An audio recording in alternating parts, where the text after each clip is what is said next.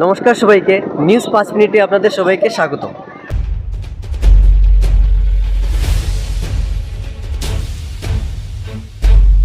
তো আজকে অযোধ্যার রাম মন্দিরে রামলালার প্রাণ প্রতিষ্ঠা হতে যাচ্ছে। তৎসঙ্গে বাজারিছড়ার চন্দ্রপুর গ্রামে এখানে খুব সুন্দরভাবে কার্যক্রম রাখা হয়েছে। কার্যক্রমটি হলো, এখানে 5000 চাটাবাতি জ্বালানো হবে।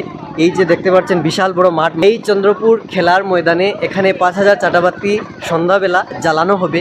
তৎসঙ্গে ড্রোন দিয়ে ক্যাপচার করা হবে উপর থেকে। জয় শ্রীরাম লেখা থাকবে এখানে এই মাঠে। আমি দেখানোর চেষ্টা করব, আমার সাথে থাকবেন। আর এখন কথা বলবো এখানে কিছু লোকজনদের সাথে, এখানে যারা আয়োজকরা রয়েছেন। চলুন দেখে নেব তো আজকে কি প্রোগ্রাম রয়েছে। আমাদের পূর্বপুরুষদের স্বপ্ন 500 বছরের সংঘর্ষের পর আজকের এই মহান দিনটা আমরা উপভোগ করতে পারছি। রামলালা আজকে অযোধ্যাতে প্রতিষ্ঠাতা হয়েছেন। তো আমরা সেই খুশি উপলক্ষে আমরা 5000 দিয়াবাতি জ্বালিয়ে আমরা উদযাপন করব। আমরা এখানের মধ্যে আমাদের দাদা ভাই ছোটো সবাই মিলে একসাথে আমরা পুরো গ্রামবাসী মিলে ভেবেছি যে আমরা আজকে দিওয়ালির মতো একটা উৎসব পরিবেশ করব আমাদের এই গ্রামে।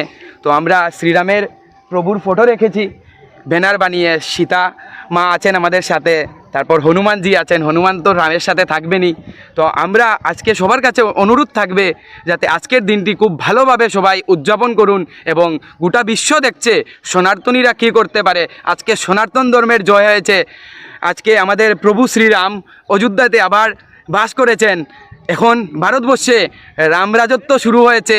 সেই রামরাজত্বে আনন্দ এবং আজকে যে সনাতনীদের গর্বের দিন, সেই আজকে থেকে সেই দিনটি পালন করা হবে।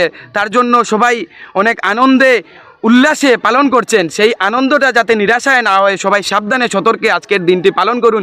বলো জয় জয় শ্রীরাম, জয় জয় শ্রীরাম, জয় জয়